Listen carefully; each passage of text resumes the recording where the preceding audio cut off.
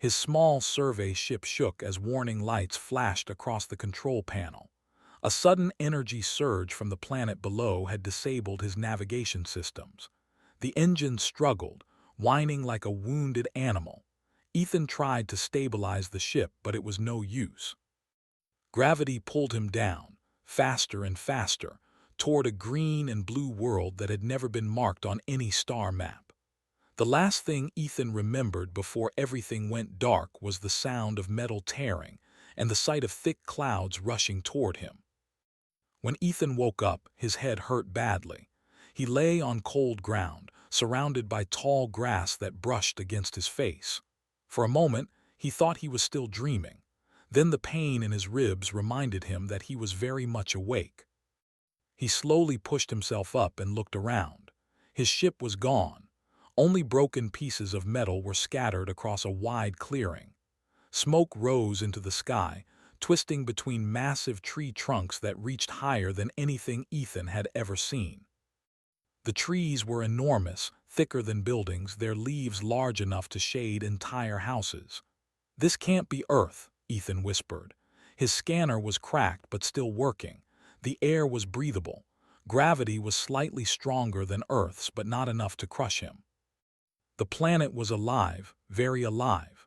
He could hear distant sounds, deep calls, heavy footsteps, and the rustle of something large moving through the forest. Ethan stood up carefully, wincing as his muscles protested. He took stock of what he had: a survival pack, a basic tool kit, and a small energy knife. No communication signal, no rescue beacon. He was alone, or so he thought. Hours passed as Ethan moved slowly through the forest. Every step made him feel small. The plants were huge. Even simple flowers were as tall as his chest. Strange insects buzzed through the air, glowing softly as they flew. Then he saw the footprints. They were massive. Each one was larger than his entire torso. The ground was pressed deep where they had stepped, and the prints moved in groups. Ethan crouched low, his heart pounding. "These aren't animals," he muttered. "These are people." A deep voice echoed through the trees. It wasn't angry. It wasn't calm either. It sounded like a conversation, but in a language Ethan had never heard before. He held his breath. The ground began to tremble. They appeared between the trees like walking mountains. Humanoid figures, tall and powerful, stepped into the clearing. They were easily twice, maybe 3 times Ethan's height. Their skin tones varied, ranging from warm bronze to soft gray. Their clothing was made of layered fabric and armor, decorated with symbols that glowed faintly. They were all women. Ethan froze. The giant women carried tools and weapons, but they were not raised in attack. Their faces showed surprise as they noticed the broken ship parts scattered around the clearing. Then one of them looked down, directly at Ethan. Her eyes widened. The conversation stopped instantly. Ethan raised both hands slowly and stepped out from behind a fallen log. He knew he looked tiny and fragile compared to them. His heart hammered in his chest, but he forced himself to stand straight. "I mean no harm," he said clearly, hoping his tone mattered even if his words didn't. The women murmured among themselves. Their voices were deep but calm.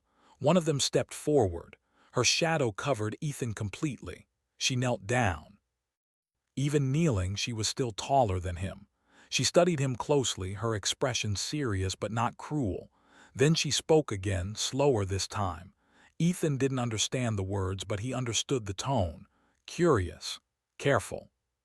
She reached out one finger and gently touched the ground in front of him, stopping just short of contact. It was a silent question.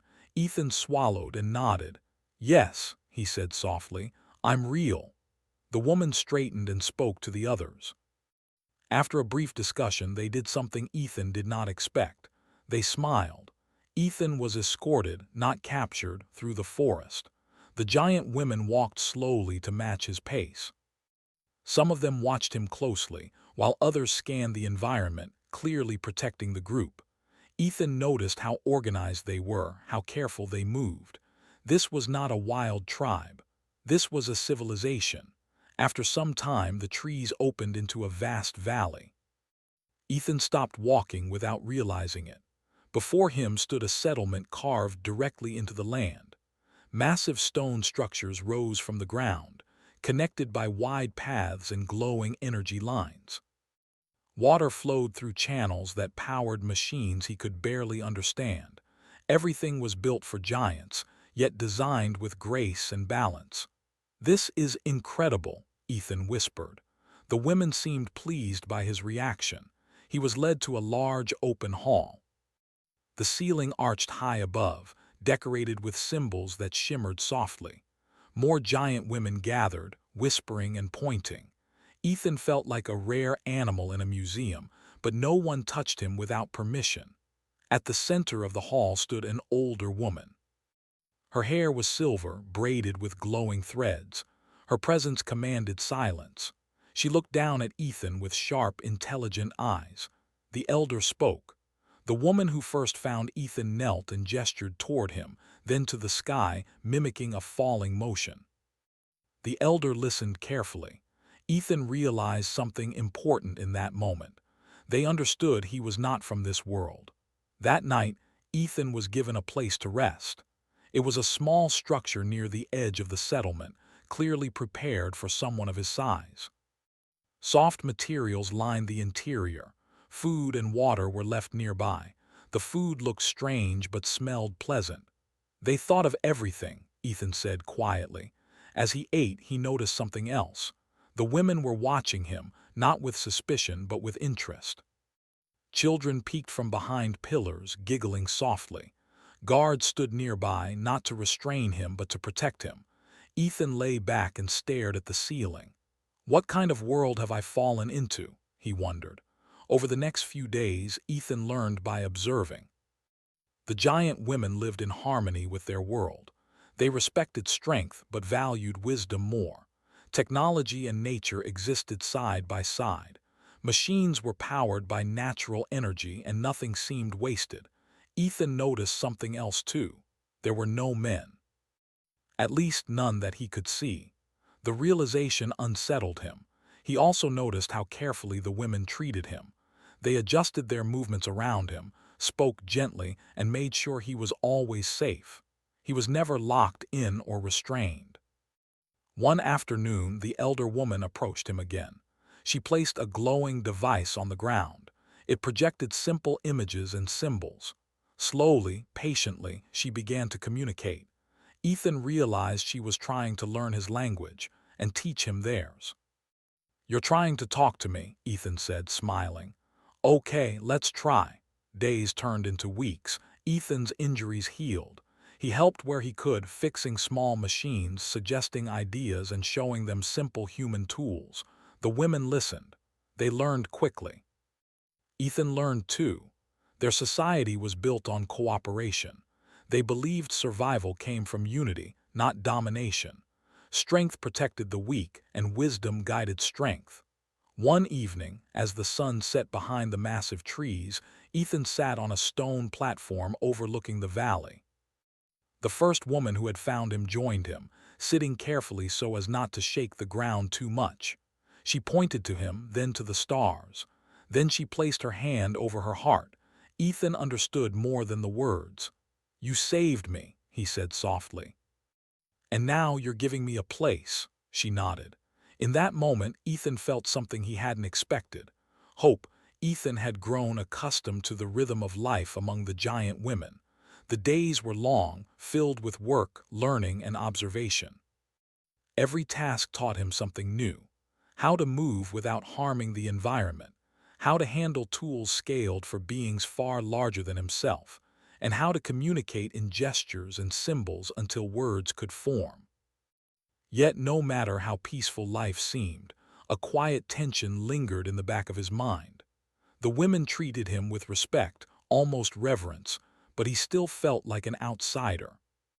Sometimes, when he watched them from afar, their laughter and skill made him realize how small and fragile he truly was. One morning, Ethan awoke to the sound of bells echoing through the valley. Curious, he followed the noise to the center of the settlement. There the elders had gathered. The hall was filled with a soft golden light, and every woman present moved with purpose. Ethan felt a strange pull in his chest, a mixture of excitement and anxiety. The first woman who had discovered him, Allura, approached cautiously. Her expression was calm but serious. She gestured for him to sit on a specially made platform that allowed him to see the elders without being in danger. The silver-haired elder, Matara, spoke first.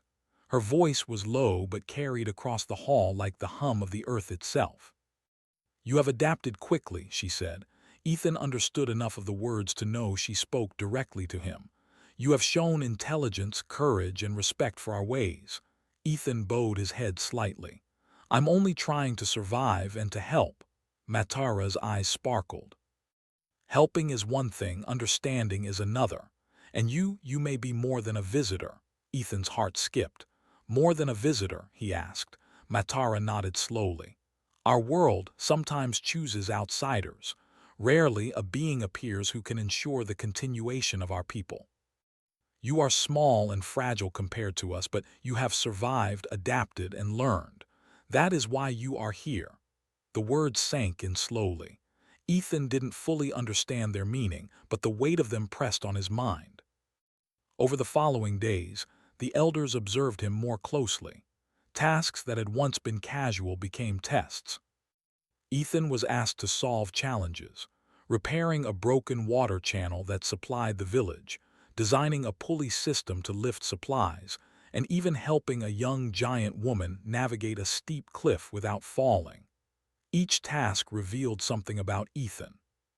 He wasn't the strongest, he wasn't the fastest, but he was clever, resourceful, and determined. When others hesitated, he tried. When others failed, he analyzed, adapted, and tried again. The giant women began to whisper among themselves, always in his presence but not directly to him.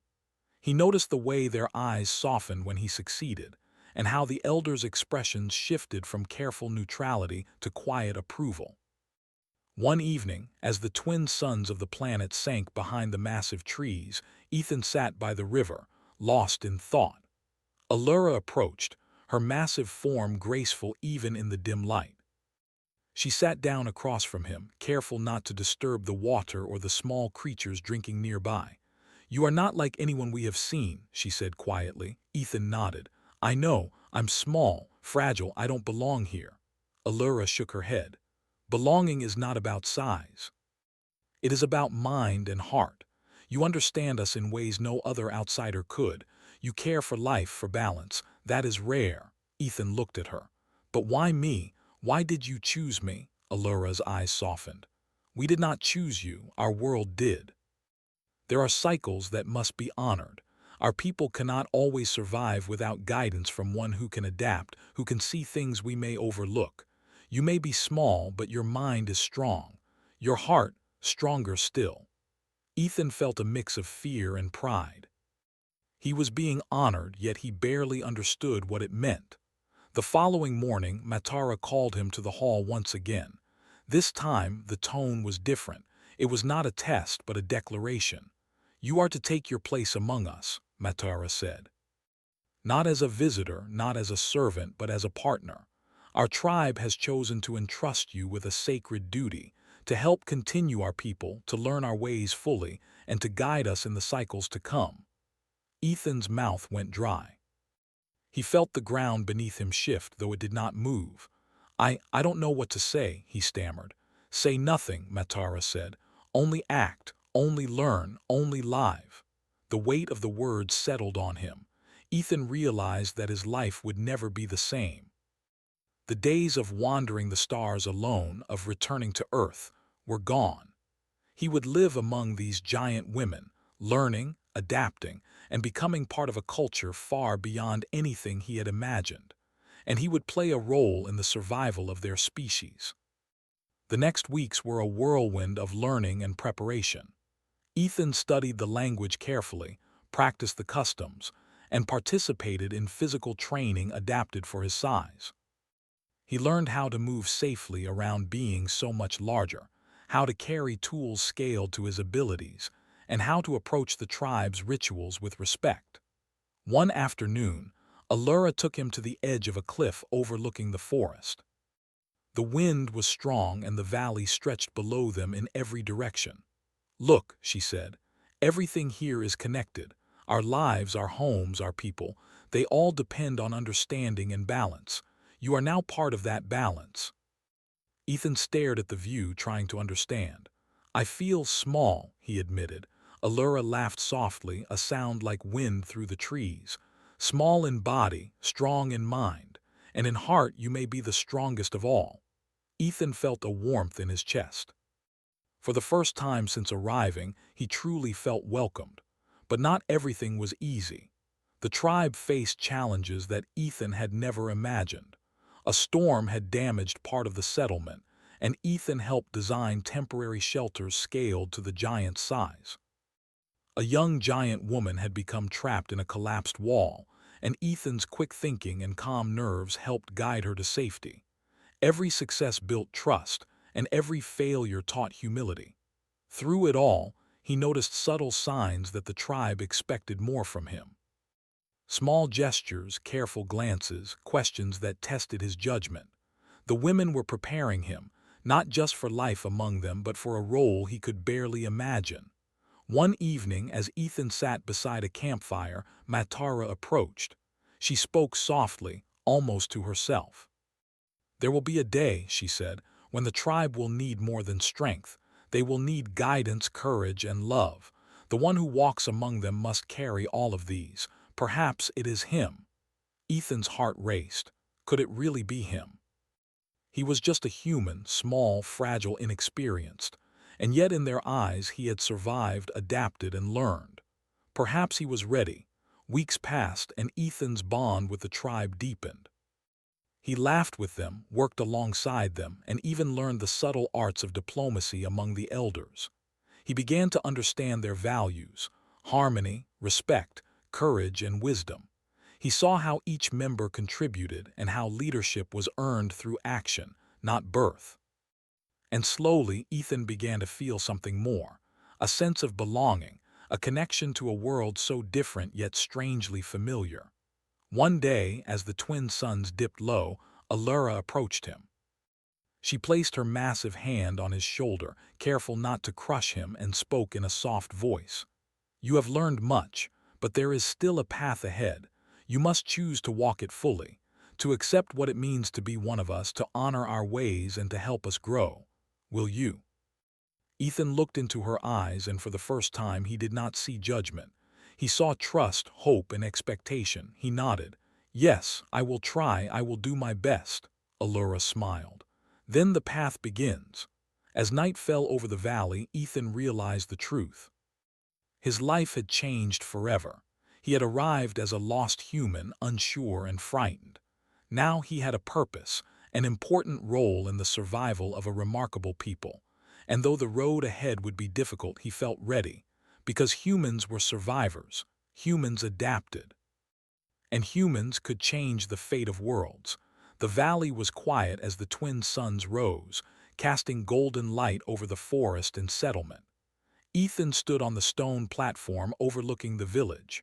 For months, he had trained, learned, and adapted to life among the giant women. Every day brought new lessons, new challenges, and new bonds. He had begun to understand the tribe's ways deeply, their respect for life, their cooperation, their wisdom. But he also knew that being chosen meant more than learning. It meant responsibility, responsibility for a people who depended on him in ways he was only beginning to understand. That morning, Matara summoned him to the council hall. The elders' faces were serious, their voices quiet but urgent. "Ethan," Matara began, "the balance of our world is threatened. A great storm approaches, a storm unlike any we have seen in many cycles. It will strike the settlement and the valley. Lives will be at risk." Ethan's stomach tightened. He had seen storms before, but nothing like this. The elders explained that the storm's force was amplified by the planet's unusual magnetic fields, making it unpredictable and dangerous even to beings of their size. "You will lead efforts to protect the tribe," Matara continued. "Your human mind may see solutions we do not. Ethan swallowed hard. He was still small, still fragile compared to them, but he realized the elders trusted him. They believed he could help. "I will do my best," he said firmly.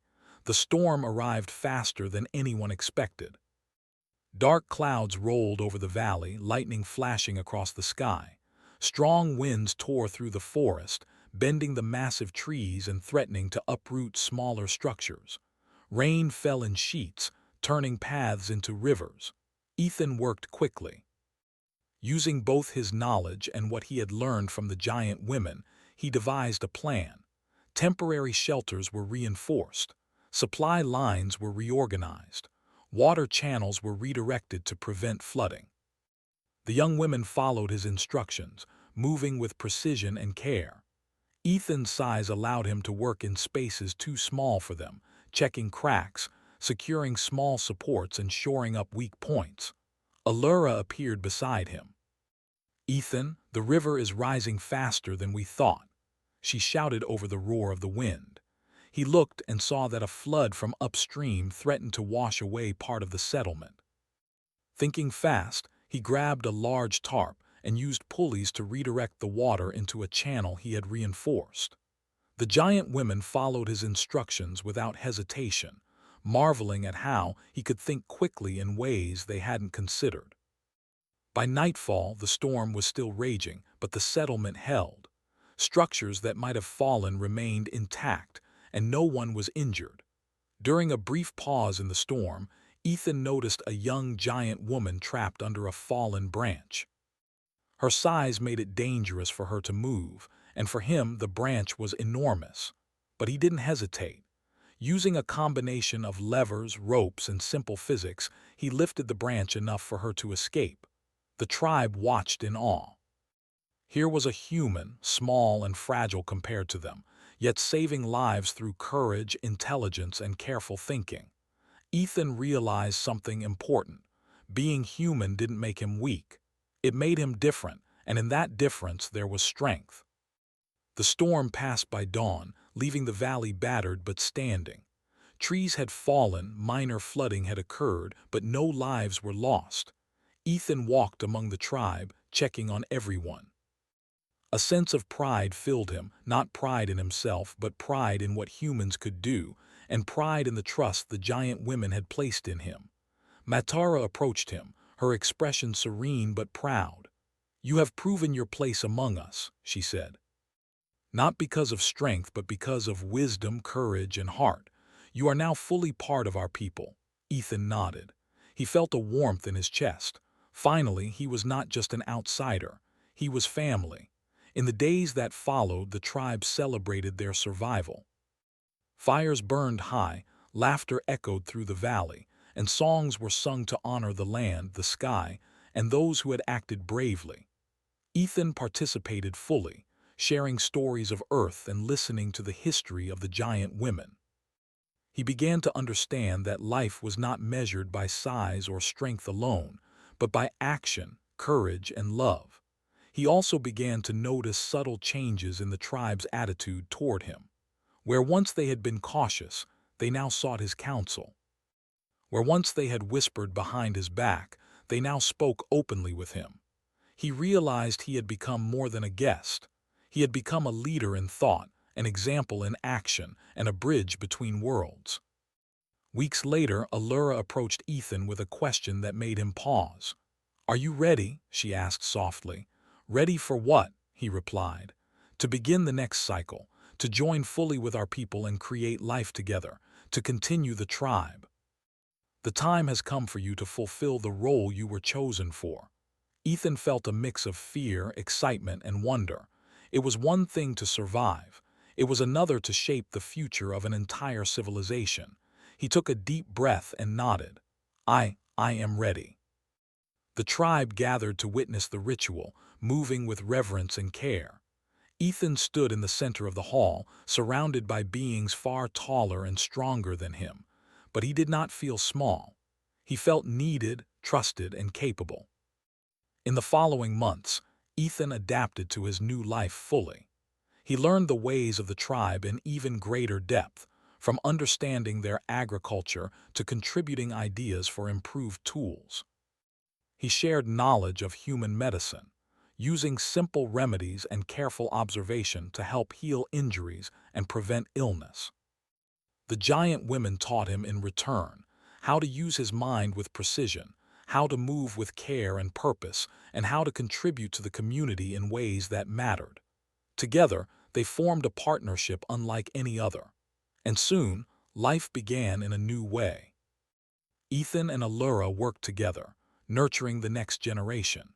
He marveled at the responsibility, the trust, and the love he felt. Every child born was a reminder that humans and this extraordinary species could unite, creating life that carried the strength of both worlds. Years passed and Ethan grew into his role. He was no longer the lost human who had fallen from the sky. He was a teacher, a protector, a partner, and a symbol of hope. The tribe respected him not for his size but for his courage, intelligence, and heart. Other outsiders who occasionally arrived were treated differently. They did not survive the harsh world or adapt as Ethan had. But he remembered that it was human resilience, curiosity, and determination that had earned him a place here. The elders often spoke quietly of him, saying, "The human brought what we could not see. He brought perspective, courage, and heart. He changed the cycle of our people." Ethan listened silently. He never sought praise, but the acknowledgement filled him with quiet satisfaction. He had not just survived. He had contributed, he had taught, and he had learned. One evening, as the twin suns set, Ethan stood beside Allura at the edge of the forest. The valley stretched out below, alive with activity, laughter, and life. Children played near the river, elders shared wisdom, and the settlement thrived. Ethan looked at the stars above and remembered Earth, the small blue planet he had once called home. He realized that humans had always been survivors. Humans had always adapted. And humans, even far from home, could make a difference in worlds far larger and stranger than their own. Allura took his hand, careful but firm. "You have given us more than survival," she said. "You have given us hope, courage, and life. We are stronger because of you." Ethan smiled. "And you've taught me more than I could have imagined. Strength is not only in size, it's in mind, heart, and unity." The giant woman nodded. "Together, we can face anything." Years later, the valley became a symbol, a place where humans and giant women had united, where knowledge, courage, and respect shaped the future. Stories of Ethan's deeds spread through the tribe, not as myths, but as lessons for all who would follow. He had arrived as a lost human, fragile and alone, but he had grown into something greater. He had adapted, survived, and thrived. Most importantly, he had proven that humanity's greatest strength was not in size or power, but in courage, intelligence, and heart. And in that valley among the giant women, Ethan's legacy would live forever, a living proof that humans could bring hope to worlds beyond their own, shaping the fate of civilizations and leaving a mark that would never be forgotten. Lost among giant women, a human was selected to start a family with their tribe.